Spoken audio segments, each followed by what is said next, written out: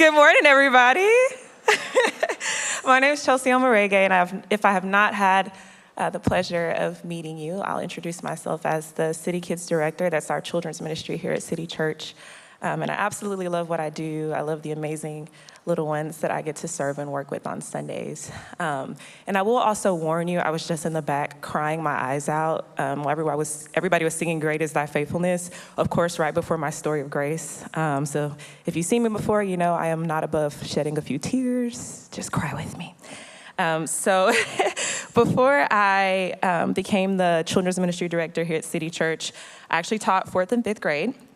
And when my husband and I found out we were expecting our first child in July of 2020, I made the difficult decision to step away from the classroom and stay at home with my baby girl, or our baby girl, during COVID. And this was the first of many very scary yeses that I would make over the next few years, because my husband had just switched careers.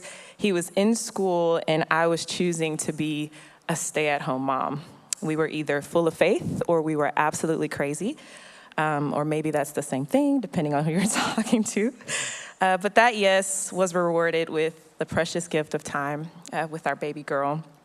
And during that season, I was contracted to sing at City Church. And one morning, Valerie Thompson, our executive director you just saw, invited me to sit down and have breakfast with her. And we were supposed to be talking about an artist residency, which is an opportunity here at City Church for me to continue to sing and even write music. But if you know Valerie, you know she may have that sweet smile, but do not be fooled. She's a businesswoman, especially for the kingdom of God and God's work.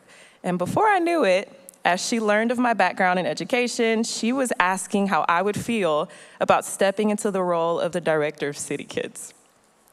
And up until that point, my experience with church work had not always been positive, but City Church was different. And I saw the kindness and the integrity and authenticity of people here. And I sensed God opening a door I had not been looking for. There was a call to vocational ministry, and it demanded another very scary yes.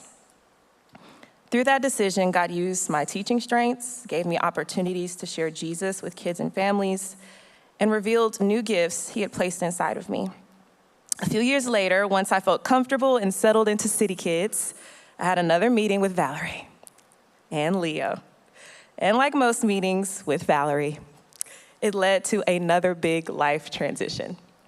The question was, how do you want to grow in your role, and how can we support you? Seminary was the topic. And though it was scary, I felt the tug to say yes. I did not feel qualified, and I do not have a clear picture, but I know God is growing and stretching me through this current journey of seminary.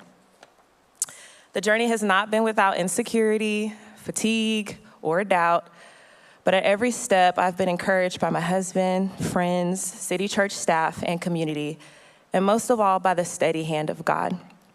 The same God who guided me from teaching into ministry is still shaping me today. I'm a work in progress, but I trust that God has a plan. I hope my story encourages you to stay open to the unexpected ways He may be at work in your life.